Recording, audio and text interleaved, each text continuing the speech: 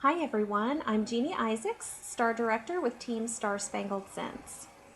This is week 1 of the Lead to Succeed program, Find Your Passion, and on behalf of Christina Osborne, Christa Stone, and myself, we would like to welcome you, and we are thrilled to death that you've decided to take this journey with us. So in respect of your time, I want to go ahead and just get started. Why do we get into this business? Do you know what your goal is? Mary Christensen recently said, if you can't lead yourself, you can't lead a team. So if you don't know what your goal is, how can you help those under you determine what their goals are? If you can't figure out how to get to your goal, then how can you help others determine how to get from point A to point B to reach their goal? Many of us joined this business for a variety of reasons. It may be because we wanted to travel. It may be to have paid off some college loans or car payment. Maybe we wanted to save up for our children's college. Could be we want financial freedom. For me, I started because I just saw it and thought this could be an incredible way for us to pay off that $500 a month dance bill that we're getting for our oldest daughter's dance classes. It was an incredible strain on our budget, and this just wasn't something that was very heard of in our area. So I saw the potential and I jumped at it, and some of you may have done that for the very same reason. Now, goals are stepping stones to our dreams. We might start thinking small, no intention of building a team. We might think, this is just a little hobby that I'm going to do. I'm not going to invest a whole lot in it. I just want some free product. But then before long, we look at our workstation and we've got somebody who's joined underneath us, and then they've recruited a couple of people. And then before too long, we've got a team, whether we really intended on having one or not. Then there are other people that are born leaders who start out strong and they have every desire of finishing the entire compensation plan and reaching the top, and they aren't going to stop till they get there. So there are different people. Then there are other people who they're just going to pace themselves. They're just going to see where it takes them, and there's no wrong or right answer. But we're all in different places. Now, as a leader, you're going to inspire an awful lot of people to reach for goals, but it's going to start with you. In order to become an elite leader, the first step is going to be to find a goal that you feel passionate about. You have to find something that really gets you going, something that fires up a spark in you, that gets the passion going. If you don't feel a passion for what you're doing, and there's no driving force behind you, then it's just going to be another thing to do. It won't matter if you have any parties booked or not. It's not going to matter if you really talk to anybody about joining, because there's no real reason why you're doing this. It is a fact that you will find a lot of joy helping other people's set, and a lot of other people help them set and achieve goals, but don't lose your passion for setting and achieving yours. It is very easy as you become a leader to kind of put everything you're doing on the back burner in order to help other people achieve what their dreams are and help them achieve their goals. So you start to feel burned out. And it is incredibly important as you work your business that you don't do that. Your goals are every bit as important as those on your team.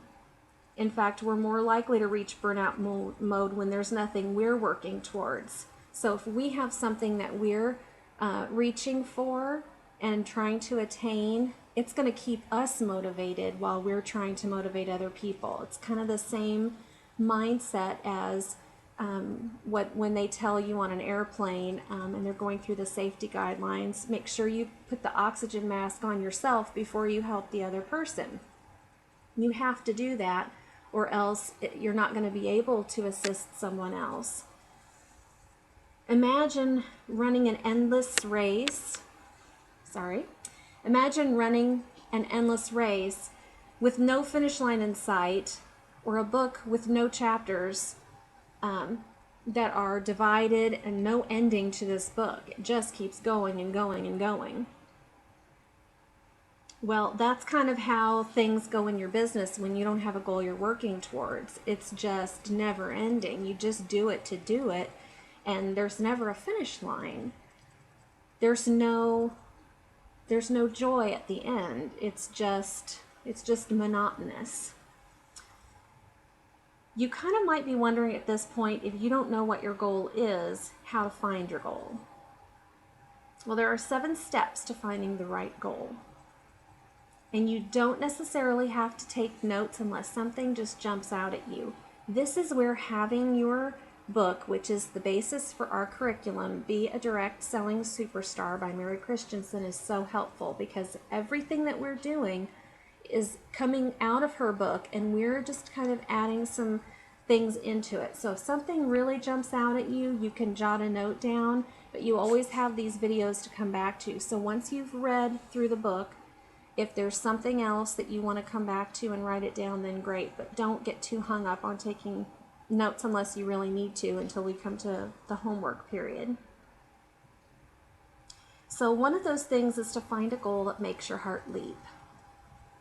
At convention a few years ago, one of our speakers said, find a why that makes you cry. Small goals are not going to inspire you or other people that look up to you. You have to make it something that stretches you. Another thing is that you have to have trouble finding, if you have trouble finding a goal, you can look on page 13 of your book for some questions you can ask yourself. Things like, if I could make my family dream come true, what would it be? Another question would be, what would $10,000 do in the life of my family? Now, don't confuse goals with strategies. And I will admit, this is something that really hung me up for a long time.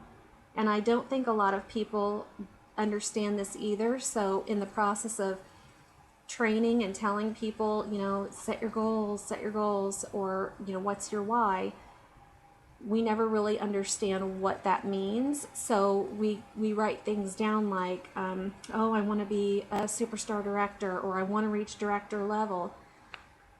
And that's something that I'm very guilty of until I understood this. Reaching those levels is a wonderful thing for you to be aiming for. We all should be shooting for that top level. But that does not achieve your goal. That is a strategy. It helps you get to your goal. Just because you reach superstar director level does not mean you're necessarily going to be making the income you want to live the lifestyle you're hoping to have.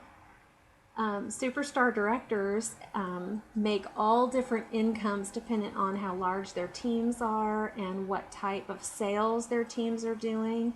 So just because you have the title does not mean that you're going to have the commission check you're hoping to have. So that is just a means to an end. Another strategy would be when we aim for a certain amount of PRV or parties a month. This is a strategy, though, that you can utilize over and over again, and it's a great one to have. So if you say, I want to have $2,000 or 2,000 PRV every month, that's great. If you say, I want to have at least 4 parties a month and use Orville's 4 chords from convention in 2012, 2 basket parties and 2 home parties, then that's fantastic. That's a great strategy to shoot for every month. With persistence, that can certainly help your income reach a more consistent level. But and you can gain a lot more reordering customers that way as well, and book more parties, but it's not an end goal that you want to achieve, because you certainly don't want to say, well, I'm just going to be happy if I have 2,000 PRV every month. That might be okay short term, but long term, is that really what you want? I'm kind of thinking not. This is simply a means to your dream. It's a stepping stone. Now, when everyone in your downline organization has got a goal they're passionate about, your business and theirs will go gangbusters.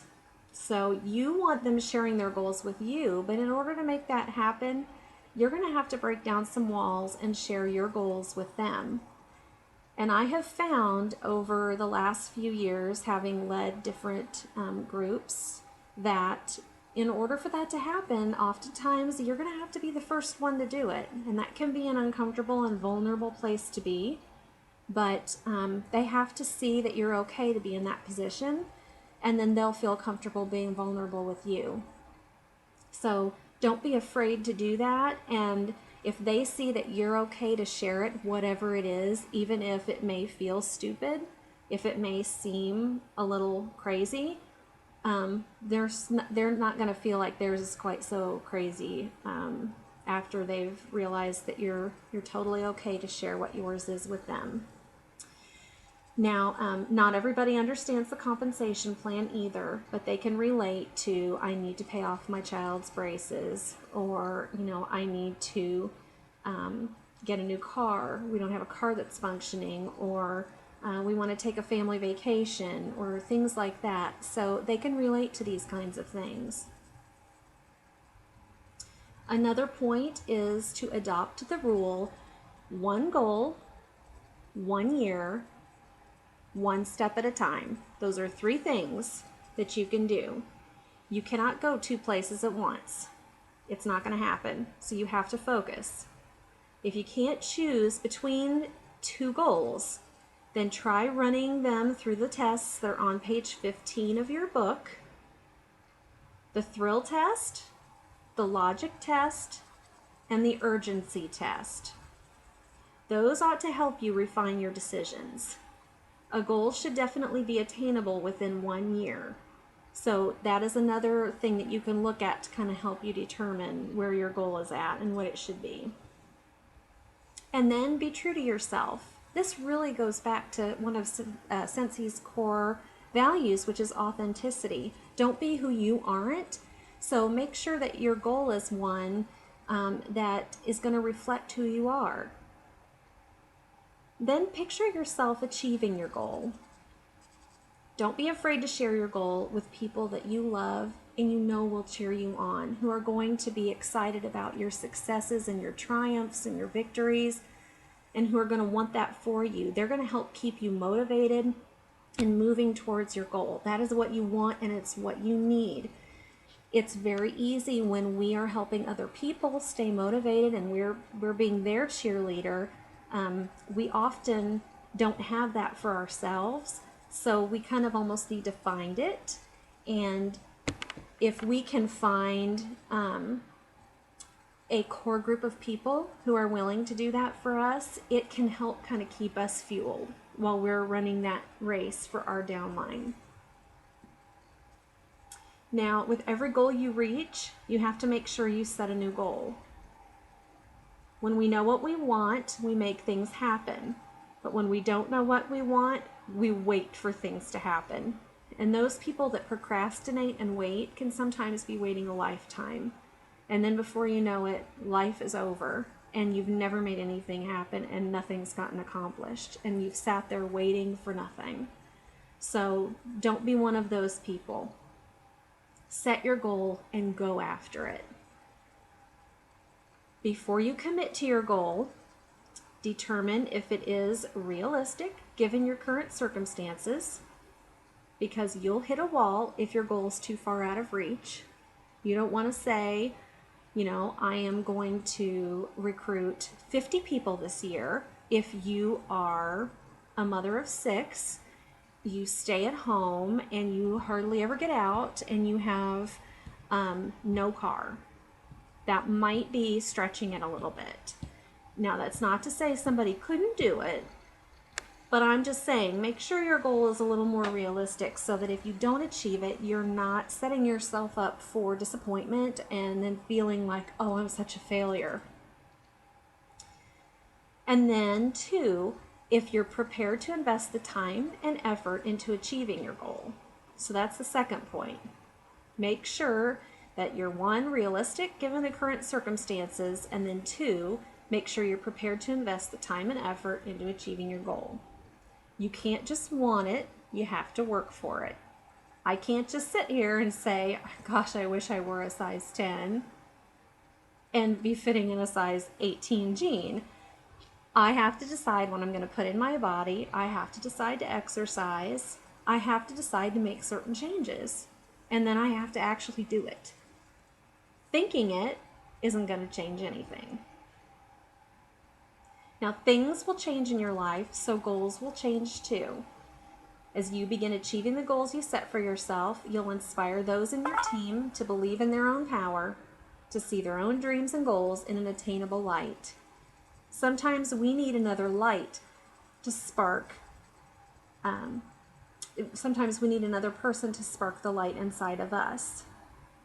So, one thing you can do to keep the spark in you lit is, and this is not something new, but it is something that you can do that's very easy. And one thing I learned from John Maxwell at convention in, I believe it was Vegas, was, and I may be off on that, it might have been the year before, but I absolutely loved him. I think it was the year before. He was fantastic. 89% of people are visual. I am a highly visual person, but 89% of people is the majority of the population. So what the majority of you are going to need is a visual reminder of what your goal is. That's going to help propel you throughout the day. So one thing that you can do, and what I would highly encourage you to do, is post your goal where you can see it. Not just one place or two places, but post it a lot of places. I'm talking your car dashboard, your refrigerator, your bathroom mirror, your computer screen. So where your, when your screensaver pops up, you see it on that. Your smartphone or your tablet background, post it on your kitchen window. So when you're doing dishes, you have it right there where you can see it. Because gosh, how many hours do we spend rinsing dishes even if we're going to put them in the dishwasher? Put it in the laundry room above your washer and dryer. Put it on your exercise equipment. If you're working out on the treadmill or you have a recumbent bike, put it on your office wall or right there on your desk. Put it different places where it's going to be a visual reminder all the time. If you have a notebook and you can put a photo in there or a book you're reading, there are many, many places that you can put this. Now, that was my last note for that chapter. So we're getting ready to go into homework. There are a few other things in there that I didn't cover, so make sure you kind of go through chapter 1, skim over that. But here's your homework, and it may sound like a lot, but I've run it by Christina and Christa, and it's really not a tremendous amount. So the point here is not that your answers need to be real lengthy. We're not looking for novels. We're not looking for New York Times bestsellers. We want you to remember that you're going to get out of this what you put in it. So you don't have to sit down and spend hours poring over this, and we don't need you to send in paragraphs and paragraphs of responses. However, we do want you to think about it and consider what you're sending in. But don't be embarrassed by what you send either. We all come from different places, so don't be embarrassed by whatever your goal is and whatever we are asking you to do. Nobody else is going to see this except for Christina and Christa and I. So here's your homework. So make sure you get your pens and your paper ready. Number 1, find your goal. You're going to do that using the steps that are laid out on pages 13 to 16 in your book. So find your goal. Number 2, determine 2 to 3 strategies you need to incorporate into your life or into your business to help you get to your goal. I'll say that again. Determine 2 to 3 strategies you need to incorporate into your life to help you get to your goal.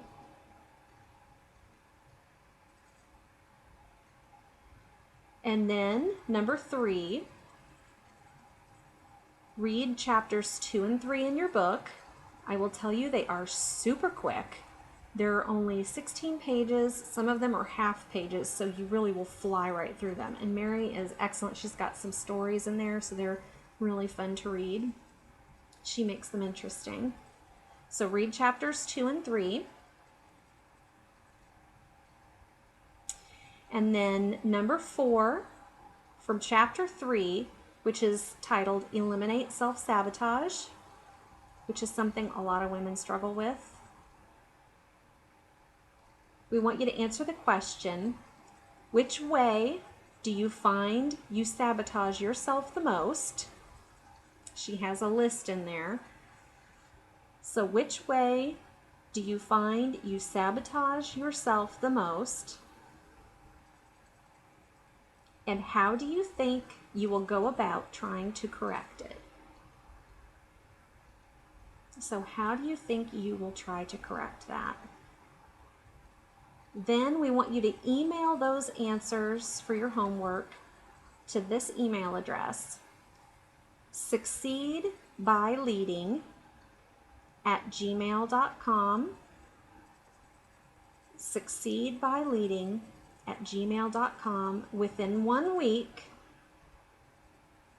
Just remember that the homework is time sensitive and it's one of the requirements for you to remain in the program. And we don't do that because we're trying to be difficult, but as I mentioned above and Mary wrote in her book, you can't just want it, you have to work for it. And we want you to be very successful in your business. We want to see you promoting. We want to see your businesses growing. And we know in order for you to be able to do that, there are some things that you have to do. And as she said in this chapter, finding your goal is one of the major things that's going to inspire your team and it's going to inspire you. So we are looking forward to seeing your answers. I cannot wait to start seeing those emails come pouring in, and I can't wait to see you on our chat tomorrow evening. I will make sure that we post the homework assignment in the Facebook group. If you're not on the Facebook group, please make sure you check your spam folder for your welcome email so that you get a link to that group and we can get you added. And if you have anyone else interested in the program, make sure you give them our email address. We are excited to talk to you further, and we will see you tomorrow evening. Take care.